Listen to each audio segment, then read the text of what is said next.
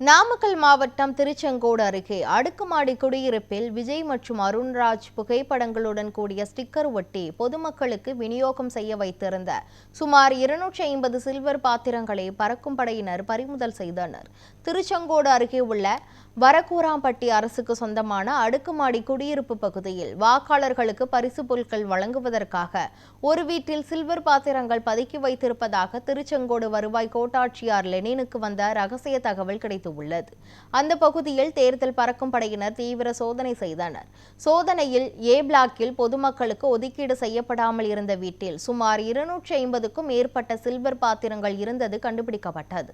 அதில் தமிழக வெற்றிக் கழகத்தின் தலைவர் விஜய் மற்றும் திருச்செங்கோடு சட்டமன்ற தொகுதியின் வேட்பாளராக கருதப்படும் அருண்ராஜ் ஆகியோரின் புகைப்படங்கள் அடங்கிய ஸ்டிக்கர் ஒட்டப்பட்டு இருந்தது.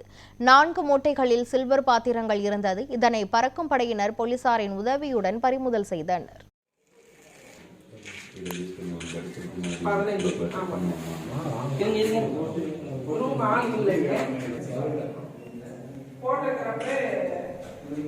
சந்தோஷம்.